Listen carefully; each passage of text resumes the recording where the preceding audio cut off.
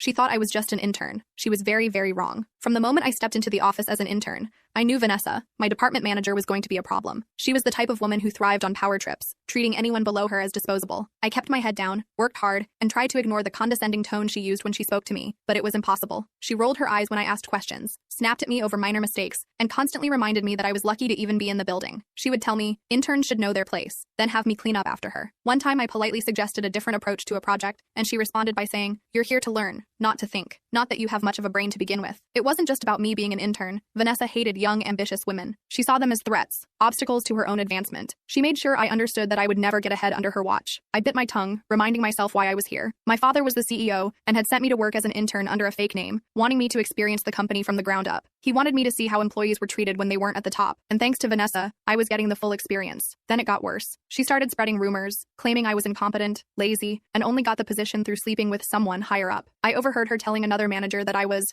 the worst intern we've ever had, and that I'd be lucky to last a month. When I stayed late to finish work, she'd accuse me of being slow. When I finished early, she'd say I rushed and did a terrible job. No matter what I did, it was wrong in her eyes. But the final straw came during a big client presentation. I had spent weeks researching and preparing materials, only for Vanessa to take credit for my work. She didn't acknowledge a single thing I had contributed. Worse, she used the opportunity to humiliate me, making snide remarks about my rookie mistakes in front of the senior executives. She said, "Honestly, I'm surprised she even made it through the hiring process." She laughed. If it were up to me, she'd be out of here by now. Silence fell over the room. I saw some of the executives shift uncomfortably, glancing at each other. Then my father, sitting quietly at the end of the table, cleared his throat and leaned forward. "Vanessa," he said, his voice calm but firm, "it might interest you to know that she did, in fact, make it through the hiring process, without any special treatment. She earned her spot here just like everyone else, because she's smart, hardworking, and, as it turns out, my daughter." The blood drained from Vanessa's face. Her smirk vanished. The air in the room grew unbearably tense as realization dawned on her. She looked at me in horror. My father said, "I recognize my daughter's work anywhere, and this presentation has her written all over it.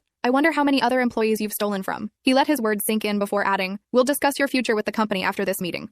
The rest of the presentation continued without Vanessa saying another word. She sat frozen, her face pale, barely able to look at me. When the meeting ended, she scrambled to apologize, stammering out excuses about how she never meant anything by it, and that it was all just tough love. I didn't respond. I simply gathered my things and walked past her, enjoying the way she shrank under the weight of her own humiliation. By the end of the day, Vanessa had been fired. My dad's experiment was ruined, of course, so he sent me back to college to finish my master's. Thankfully, I had learned a few valuable lessons, including the kind of leader I never wanted to be.